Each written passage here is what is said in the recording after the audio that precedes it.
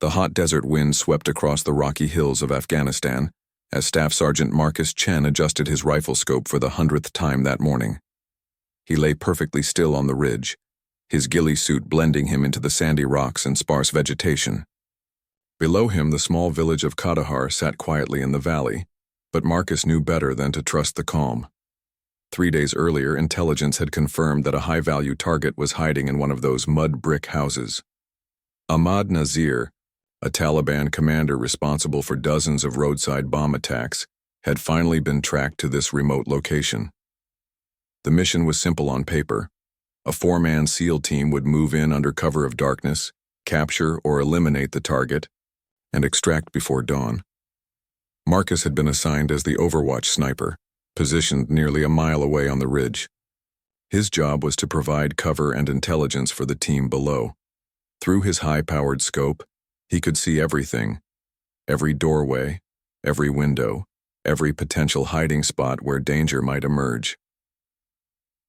The SEAL team consisted of Lieutenant Jake Rodriguez, the team leader with 8 years of combat experience, Petty Officer First Class Tommy Tank Williams, the team's heavy weapons specialist, Petty Officer Second Class Kevin Ghost Murphy, their communications expert, and Petty Officer Third Class Alex Rookie Santos, the newest member who had joined the team just 6 months ago.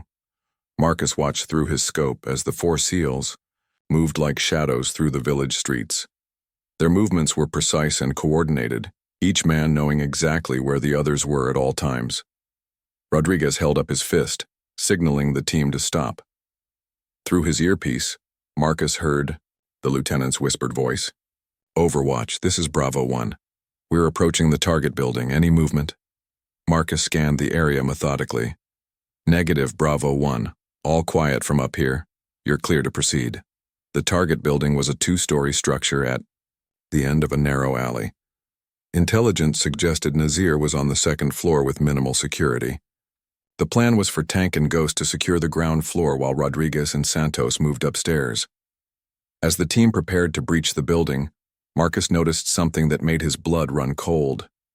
Through his thermal scope, he could see heat, signatures moving in buildings surrounding the target location. Lots of them. "Bravo 1, hold position," Marcus whispered urgently into his radio. "I'm seeing multiple heat signatures in the surrounding buildings. Looks like you're walking into a trap." Rodriguez's voice came back immediately. "How many?" Marcus counted quickly, his heart racing.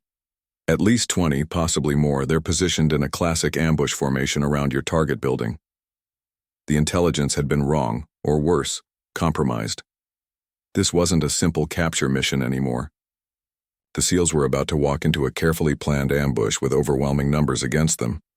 "What's the call, LT?" Tank's voice crackled through the radio.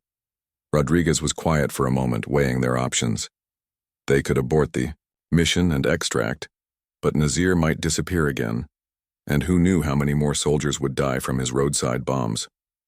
Or they could proceed, knowing they were outnumbered 4-1. "We're going in," Rodriguez finally decided. "Overwatch, we're going to need you to thin the herd before we breach."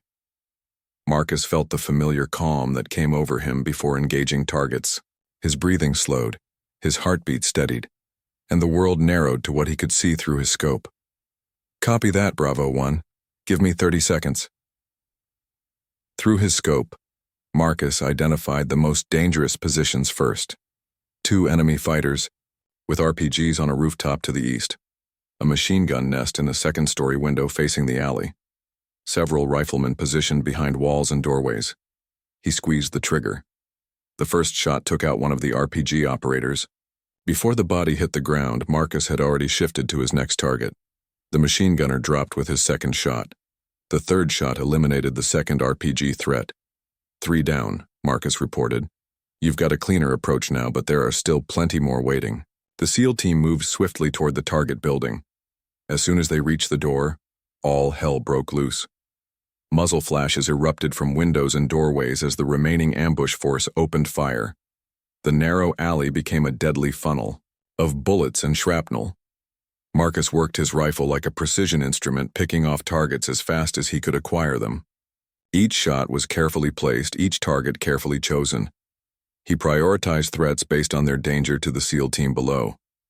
Overwatch, we're taking heavy fire from the building to our north. Ghost's voice shouted over the sound of gunfire. Can you get those guys? Marcus swung his rifle toward the building Ghost had indicated. Through his scope, he could see muzzle flashes from 3 different windows. He began engaging targets systematically, but for every enemy fighter he eliminated, 2 more seemed to take their place. Bravo 1, you've got more hostiles moving in from the south.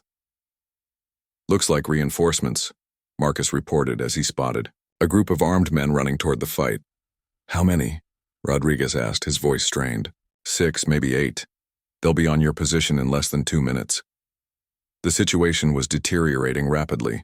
The SEAL team was pinned down in the alley, taking fire from multiple directions. Marcus was eliminating targets as fast as he could, but there were simply too many enemies. We need to get out of here, Tank's voice came through the radio. We're getting chewed up down here. Rodriguez's response was immediate. Negative. We came here to get Nazir, and that's what we're going to do. Overwatch, can you give us covering fire while we breach the target building? Marcus assessed the tactical situation. The SEAL team's best chance was to get inside the building where they could control their angles of fire instead of being exposed in the alley. But that meant Marcus would have to suppress multiple enemy positions simultaneously. While the team moved, I can give you 30 seconds of cover, Marcus replied. Make it count.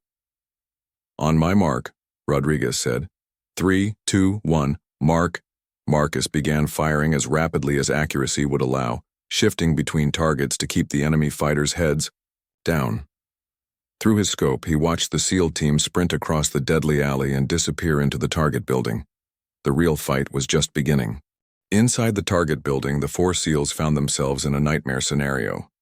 The ground floor was empty, but the sound of footsteps above confirmed that their target was indeed upstairs. However, the building had become a trap within. A trap. Enemy fighters outside continued to pour bullets through every window and doorway, while unknown threats waited above. Rodriguez quickly assessed their situation. The building's thick mud brick walls provided some protection from the outside. Gunfire, but they were essentially trapped. Ghost, get on the radio. We need immediate extraction, he ordered. Ghost tried to raise their extraction team on the radio, but static filled his earpiece. LT, I'm not getting through. Something's jamming our communications. Meanwhile, Marcus continued his deadly work from the ridge. Through his scope, he watched more enemy reinforcements arriving by the minute. Pickup trucks filled with armed fighters were converging on the village from 3 different directions. What had started as a 20-man ambush was quickly becoming a full-scale assault. Bravo 1, you've got big problems heading your way, Marcus radioed. I count at least 40 hostiles now, and more vehicles approaching from the east. Rodriguez's voice crackled back through the static. Copy that, Overwatch. We're going after the target now. Keep them off our backs. Tank positioned himself near the front entrance, his heavy machine gun trained on the doorway. Santos covered the back exit while Ghost continued trying to re-establish communications. Rodriguez began climbing the narrow wooden stairs to the 2nd floor, his rifle ready. As Rodriguez reached the top of the stairs, a door at the end of the hallway suddenly opened. Ahmad Nazir himself appeared, but he wasn't alone. He held a young girl in front of him as a human shield, a pistol pressed to her head. The Taliban commander's eyes were wild with desperation and fury. American, Nazir shouted in broken English. You come no closer, or the child dies. Rodriguez kept his weapon trained on Nazir, looking for any opportunity to take a clean shot. But the terrorist was using the girl effectively, keeping her between himself and the SEAL's rifle. Let her go, Nazir. This is between us. Nazir laughed, bitterly. You Americans think you are so clever, but we knew you were coming. We have been waiting for you. Outside, the battle intensified. Marcus could see enemy fighters moving through the streets with military precision. This wasn't a ragtag group of local fighters. These were trained soldiers with coordinated tactics. Someone had leaked the mission details, and the SEALs had walked directly into a carefully planned trap. Overwatch to Bravo 1, Marcus called, urgently. The enemy knows your exact position. They're setting up a perimeter to prevent any escape. You need to finish this and get out now. From his position downstairs, Tank could hear his lieutenant talking to someone above. "LT, what's your status up there?" "Target acquired, but we have a hostage situation," Rodriguez replied quietly into his radio. "One civilian, female child approximately 8 years old." The situation had just become infinitely more complicated. Military rules of engagement were crystal clear about protecting innocent civilians, especially children. But with dozens of enemy fighters closing in on their position, time was running out fast. Marcus continued picking off targets from his elevated position, but the enemy had started to figure out his location. Bullets began striking the rocks around his position as enemy snipers tried to locate him. He was forced to reposition several times to avoid incoming fire. Through his scope, Marcus saw something that made his heart sink. A group of enemy fighters was carrying what looked like a rocket-propelled grenade launcher toward the target building. If they got close enough to use it, the entire structure would collapse, killing everyone inside, including the hostage. "Bravo 1, you've got an RPG team moving toward your building from the west side," Marcus reported. "Range approximately 200 meters and closing." Rodriguez was still locked in the standoff with Nazir when he heard Marcus's warning. The terrorist commander seemed to sense that time was running out as well. His grip on the pistol tightened, and sweat beaded on his forehead despite the cool morning air. "Your sniper cannot save you now," Nazir taunted. "My men will destroy this building with all of us in it if necessary. At least I will take some Americans with me to paradise." Downstairs, Ghost finally managed to break through the communication, jamming. "Base, this is Bravo team. We have multiple hostiles, approximately 40 plus, and we're trapped in the target building. Request immediate close air support and extraction." The voice that came back was grim. "Bravo team, nearest. Air support is 30 minutes out. Extraction team is taking heavy fire and cannot reach your position. You're on your own until we can get assets to your location."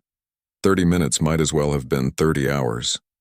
The enemy RPG team was less than 100 meters away now, and Marcus was running low on ammunition after engaging dozens of targets. Each shot had to count perfectly. Tank could hear the enemy fighters getting closer to the building.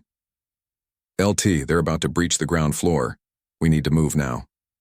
Rodriguez knew they were out of options. He had to end the standoff with Nazir immediately, but one wrong move would cost an innocent child her life. The terrorist commander seemed to read his thoughts and smiled coldly. "You cannot win, American. Even if you kill me, my men will ensure none of you leave this place alive." As if to emphasize his point, the sound of approaching engines grew louder. More enemy reinforcements were arriving by the minute. Marcus could see them through his scope, heavily armed fighters jumping out of pickup trucks and taking positions throughout the village. "Overwatch to Bravo 1, Marcus called. "Enemy strength now estimated at 60 plus. They're completely surrounding your position. You need to find another way out." But there was no other way out. The building had only 2 exits, both now covered by enemy fire. The team was trapped on the ground floor while their leader faced an impossible choice on the second floor. Outside, an army of enemy fighters was preparing for a final assault. Rodriguez looked into Nazir's eyes and saw only madness and hatred. The terrorist commander's finger began to tighten on the trigger of his pistol, pressed against the terrified child's head. Time had run out. In that moment, Rodriguez made a decision that would change everything. Instead of trying to negotiate or wait for a clean shot, he did something completely unexpected. He lowered his weapon slightly and took a step backward. "You win, Nazir," Rodriguez said loudly. "We surrender." The terrorist commander's eyes widened in surprise. This was not what he had expected from an elite American soldier. But his momentary confusion was exactly what Rodriguez had been hoping for. In that split second of hesitation, the SEAL lieutenant saw his chance. The child's life hung in the balance, along with the lives of his entire team. Outside, 60 enemy fighters were preparing to storm the building. And somewhere on the ridge, above, Marcus was fighting his own desperate battle to keep them all alive. Rodriguez's fake surrender created the split-second opportunity he needed. As Nazir relaxed his grip slightly in surprise, Rodriguez dove forward while simultaneously drawing his sidearm. The movement was lightning fast, practiced through thousands of hours of training. His knife found Nazir's wrist, forcing the pistol away from the child's head, while his other hand pulled the girl to safety behind him. The terrorist commander stumbled backward, clutching his wounded wrist, but he wasn't finished. Nazir lunged forward with a concealed blade, aiming for Rodriguez's throat. The two men crashed to the floor in deadly combat, rolling across the wooden planks as each fought for survival. "LT's in trouble up there," Tank shouted from downstairs as he heard the sounds of fighting above. "I'm going up." "Negative." Rodriguez's strained voice came through the radio between grunts of effort. "Hold your position. Protect the stairs." That moment, enemy fighters began their final assault on the building. The front door exploded inward as they used explosives to breach it. Tank opened fire immediately, his machine gun creating a wall of lead that stopped the first wave of attackers in their tracks. Bodies piled in the doorway, but more fighters kept coming. Santos engaged targets trying to breach the rear exit while Ghost coordinated their desperate defense. "We can't hold both entrances much longer," Ghost reported over the radio. Up on the ridge, Marcus was fighting his own battle for survival. Enemy snipers had finally pinpointed his location, and bullets were striking all around his position. He was forced to move constantly, making accurate shots nearly impossible. But he could see the RPG team had almost reached the building. "Bravo 1, RPG team is 50 meters from your position," Marcus called out while scrambling to a new firing point. "I'm taking heavy fire up here and can't get a clear shot." Rodriguez finally gained the upper hand in his fight with Nazir, pinning the terrorist commander to the floor. But their struggle had lasted precious minutes, and he could hear his team under heavy assault below. "Target neutralized," he reported breathlessly. "Coming down to assist." As Rodriguez headed for the stairs, with the rescued child, the building shook violently. The RPG team had fired their first round, blowing a massive hole in the eastern wall. Dust and debris filled the air as sections of the ceiling began to collapse. "Building's compromised," Tank shouted over the chaos. "We need to get out now." But getting out was impossible. Enemy fighters surrounded the building completely, pouring automatic weapons fire through every opening. The collapsed wall had created a new breach that more attackers were already using to enter the building. Marcus watched helplessly from the ridge as his teammates faced overwhelming odds. He had expended most of his ammunition engaging dozens of targets, and enemy snipers were keeping him pinned down. For the first time in his military career, Marcus felt completely powerless to help his brothers in arms. "Overwatch to Bravo 1, Marcus called desperately. "I count at least 20. Hostiles entering through the breach. You're about to be overrun." Rodriguez reached the ground floor with the child just as enemy fighters poured through the hole in the wall. Tank swung his machine gun around to engage them, but the angle was wrong. Santos moved to help, but that left the rear exit undefended. "Ghost, we need that air support now," Rodriguez shouted while returning fire. "Still 15 minutes out," Ghost replied grimly. "An extraction is impossible with this level of enemy activity." The situation had become hopeless. The SEALs were trapped in a collapsing building, surrounded by an army of enemy fighters, with no backup coming anytime soon. Their sniper Overwatch was pinned down and running out of ammunition. It was only a matter of minutes before they would be completely overrun. That's when Marcus made a decision that would define the rest of his life. Instead of continuing to fight from his distant position, he abandoned his sniper rifle and began moving down the ridge toward the village. He carried only his sidearm, a few magazines of ammunition, and 2 fragmentation grenades. "Overwatch is leaving position," Marcus announced over the radio. "I'm coming down to assist." "Negative," Rodriguez ordered immediately. "Stay in position and provide cover." But Marcus was already moving, using every piece of cover as he worked his way down the rocky slope. Enemy fighters were so focused on the building that they didn't notice the lone figure moving through the shadows toward their rear positions. Back in the building, the situation continued to deteriorate. A second RPG round struck the structure, causing part of the second floor to collapse. The wooden staircase was destroyed, effectively trapping Rodriguez on the ground floor with his team. Tank's machine gun finally ran out of ammunition after cutting down dozens of attackers. He switched to his rifle, but they were being overwhelmed by sheer numbers. Santos had been forced to abandon the rear exit, and enemy fighters were now entering the building from 3 different directions. "We're out of options," Tank said grimly as he fired his last magazine. "It's been an honor serving with you guys."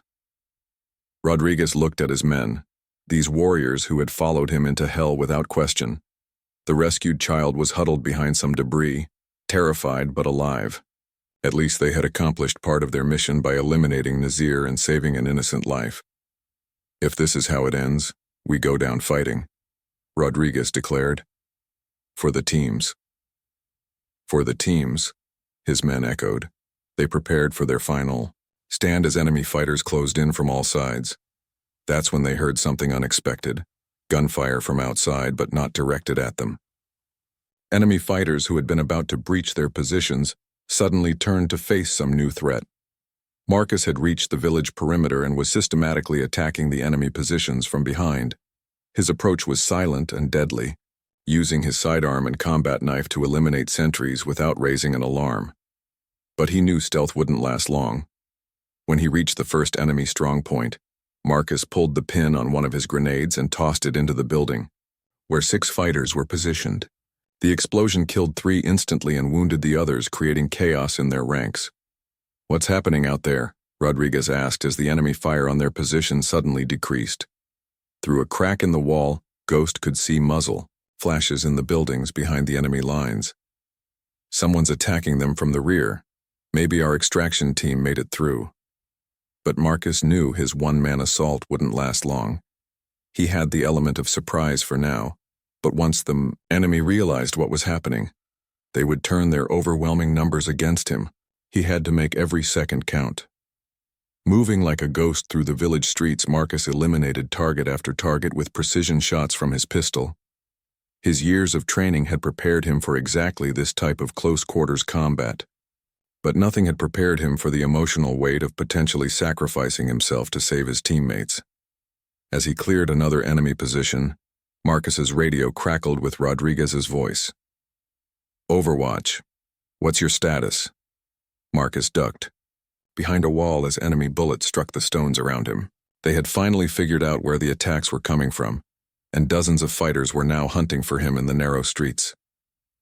"Still fighting," Marcus replied simply. "Get ready to move when I give you the signal." Marcus moved through the village like a predator stalking his prey, but he was vastly outnumbered. Every shadow could hide an enemy fighter, every doorway could be his last. He had abandoned his sniper rifle and elevated position to help his teammates, essentially trading his greatest advantage for an almost certain death sentence. The enemy fighters were now actively hunting for him, moving in coordinated search teams through the narrow streets. Marcus could hear them calling to each other in Pashto, organizing a systematic sweep of the village. He estimated at least 30 fighters were now focused on finding him, instead of attacking the building where his teammates were trapped. Using his combat knife, Marcus silently eliminated a 2-man patrol that had wandered too close to his position. But as he dragged the bodies into an alley, he heard footsteps approaching from multiple directions. They were closing in. "Bravo 1, enemy forces are repositioning," Marcus whispered into his radio. "You should have a brief window to move in about 60 seconds. Rodriguez assessed their situation quickly. With many of the enemy fighters now hunting for Marcus, the pressure on their building had decreased significantly, but they were still trapped with limited ammunition and a child to protect.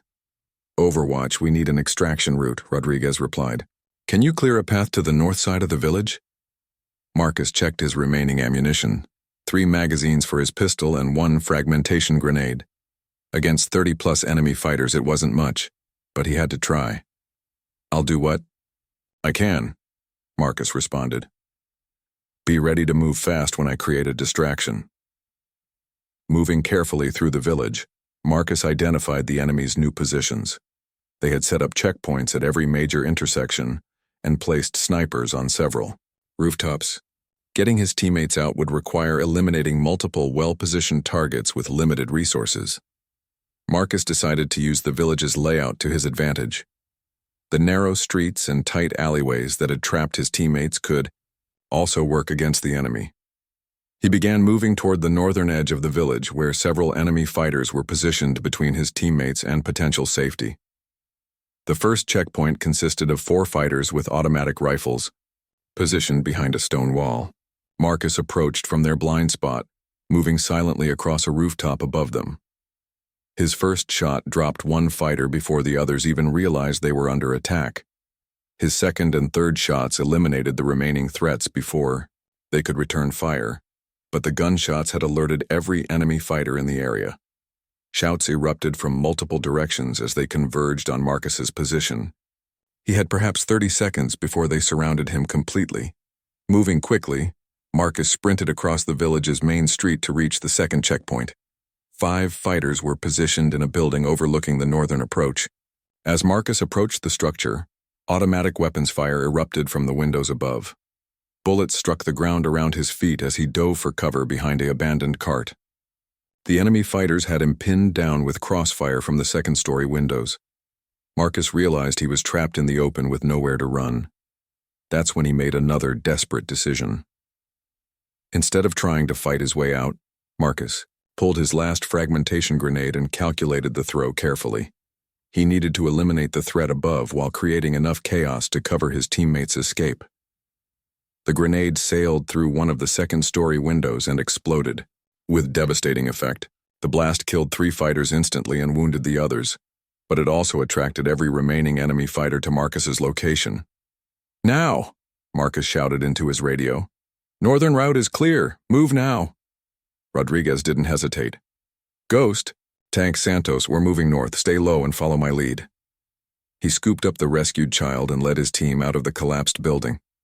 The SEALs moved through the village streets with practiced efficiency, using every piece of cover as they advanced toward the northern edge. Behind them, they could hear intense gunfire as Marcus engaged multiple enemy positions simultaneously. Marcus was now fighting for his life in the middle of the village square. Enemy fighters were approaching from 3 directions, and he was almost out of ammunition. Each shot had to count perfectly because there would be no second chances. His pistol barked repeatedly as he engaged targets, moving constantly to avoid the concentrated fire directed at his position. A bullet grazed his left shoulder, spinning him around, but he kept fighting. Another round struck his leg, sending him stumbling behind the cover of a low wall. "Overwatch, what's your status?" Rodriguez called as his team reached the village's northern perimeter. Marcus was bleeding from multiple wounds and down to his last magazine. "Still here," he replied tersely while engaging another group of fighters. "Keep moving. Don't stop for anything." The enemy fighters were now so focused on eliminating Marcus that they hadn't noticed the SEAL team escaping through the northern route. Rodriguez and his men moved quickly through the rocky terrain beyond the village. The rescued child carried safely in Santos's arms. But Marcus was running out of time and ammunition. Enemy fighters had surrounded his position, and they were closing in from all sides. He had perhaps a dozen rounds remaining and nowhere left to run. As enemy fighters moved closer to his position, Marcus made one final radio transmission. "Bravo 1, I'm about to be overrun. Keep moving and don't look back. It's been an honor." "Negative," Rodriguez responded immediately. "We don't leave anyone behind. Hold your position. We're coming back for you." "That's an order, Lieutenant," Marcus replied firmly. "Complete the mission. Get that child to safety." Rodriguez wanted to argue, but he knew Marcus was right. They had accomplished their primary objective by eliminating Nazir, rescued an innocent civilian, and were finally in a position to escape. Going back would risk everyone's lives and potentially waste Marcus's sacrifice. The gunfire in the village intensified as Marcus made his final stand. Through the chaos, Rodriguez could hear the distinctive sound of his teammates' pistol firing. Methodically, each shot carefully aimed despite the overwhelming odds. Then suddenly the firing stopped. The silence was deafening. No more gunshots, no more radio transmissions from Marcus, just the sound of enemy fighters shouting to each other in the distance. Rodriguez closed his eyes, knowing that one of his best friends had just given his life to save the rest of the team. "He's gone," Ghost said quietly, stating what everyone already knew. The team continued moving through the rocky terrain, putting distance between themselves and the village. Each man was lost in his own thoughts about Marcus's sacrifice. They had all known the risks when they volunteered for special operations, but losing a teammate never got easier. Behind them, enemy fighters were searching the village systematically, looking for any sign of the remaining Americans. They had found Marcus's body near the stone wall where he had made his last stand, surrounded by the bodies of multiple enemy fighters he had eliminated before being overwhelmed. The Taliban commander, who arrived to survey the scene, was impressed despite himself. "This American fought like a lion," he told his men in Pashto. "He died with honor." But the enemy fighters were wrong about one thing. Marcus wasn't dead. Badly wounded and unconscious, but not dead. The multiple gunshot wounds had caused massive blood loss, and he lay motionless among the bodies of the enemies he had killed. In the chaos following the firefight, no one had checked carefully enough to confirm his status.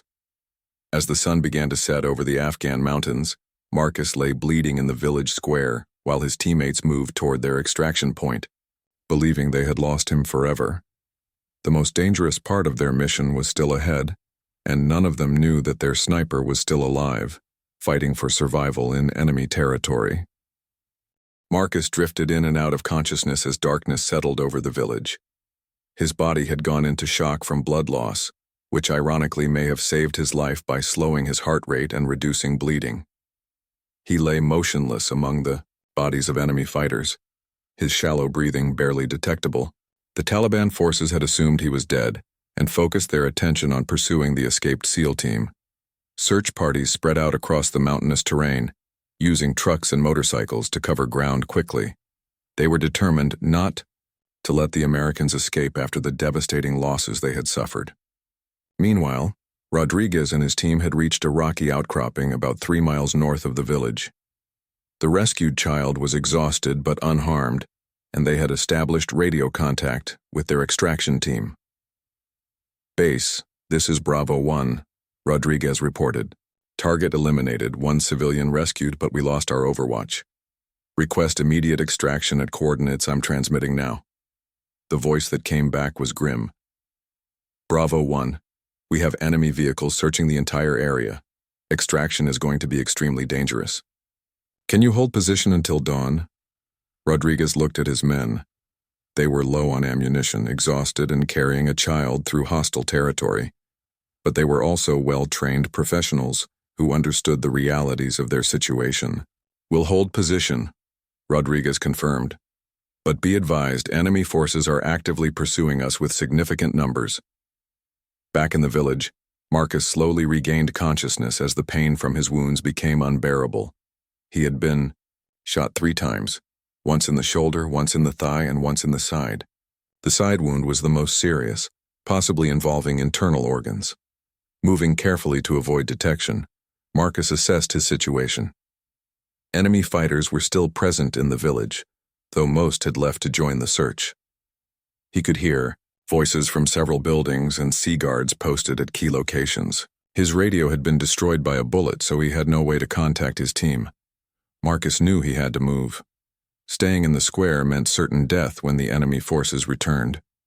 Using every technique he had learned in survival training, he began crawling toward the edge of the village, moving inches at a time to avoid detection. The journey that should have taken 5 minutes stretched into hours. Every movement sent waves of pain through his injured body, and he had to stop frequently to rest and listen for enemy patrols. Blood loss made him dizzy and disoriented, but he forced himself to keep moving. As he reached the village outskirts, Marcus could see the lights of enemy vehicles searching the surrounding area.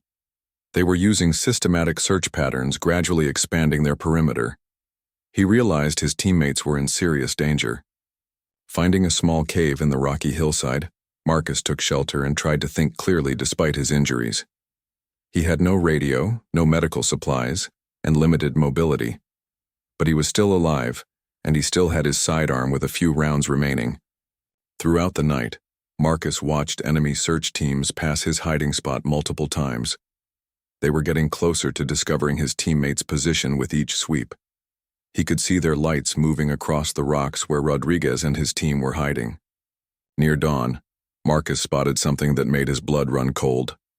A large group of enemy fighters was moving directly toward the rocky outcropping where his team was positioned. They had somehow pinpointed the SEAL team's location, Possibly through radio interception or local informants, Marcus faced an impossible choice. He was barely alive, had no way to communicate with his team, and was armed with only a pistol against dozens of enemy fighters. Any attempt to warn or help his teammates would likely result in his immediate death. But these were his brothers, and they believed he was already dead. They wouldn't be expecting an attack from that direction, and the element of surprise could be devastating. Marcus made his decision. Fighting through waves of pain and dizziness, Marcus began moving toward the enemy formation. His plan was simple but desperate. Get close enough to create a distraction that might give his teammates a fighting chance. The enemy fighters were moving in a long column up the hillside, their attention focused on the rocks above where they believed the Americans were hiding. Marcus paralleled their movement, staying in the shadows and using his remaining strength to close the distance. Rodriguez and his team were indeed in trouble. They had spotted the approaching enemy force and knew they were about to be overrun. With minimal ammunition and a child to protect, their options were extremely limited. "Base, this is Bravo 1. Rodriguez whispered urgently into his radio. "Large enemy force approaching our position. We need that extraction now, or we're not going to make it." "Extraction team is inbound," came the reply. "Hold on for 5 more minutes." 5 minutes might as well have been 5 hours. The enemy fighters were already climbing the rocks toward their position. Rodriguez positioned his men for their final stand, with the rescued child hidden behind the largest boulder they could find.